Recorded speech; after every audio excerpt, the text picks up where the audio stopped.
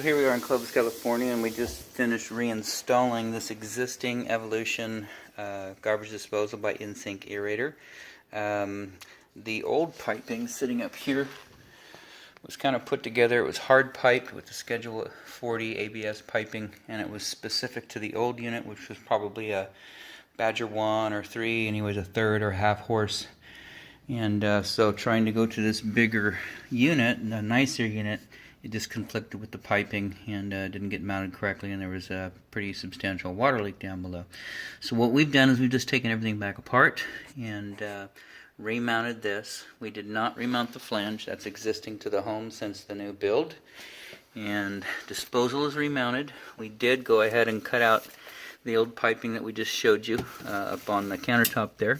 Put in a brand new tubular P-trap and then tied into a brand new tubular telescoping extension kit that goes from the basket strainer over to the garbage disposal. So we've run water down here and there is no leaking, so that's good.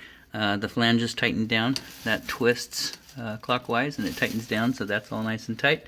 Got that tied back in. Got the discharge hose tied back in. That is not code.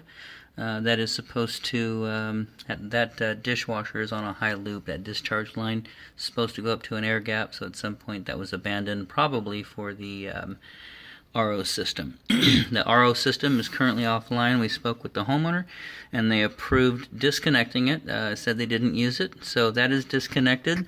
The line is still tied in back here. You can see it, that green line. That tubing is a live pressure line from the cold shutoff valve. It does have a shutoff in there of its own. It's a little white and blue John Guest shutoff. So leave that off. A little white and blue valve right there. Leave that off. And then the drain is sitting right there.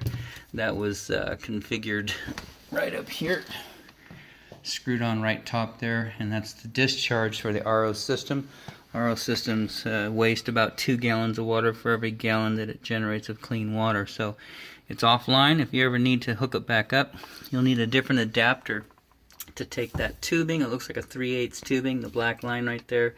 3/8 tubing can go either here on the tailpiece or on this discharge tube, horizontal discharge tube here, but you'll need a saddle for that in the event you ever want to put this back online. Anyway, so we've tested everything. Everything looks good. Outside of that, this installation is done.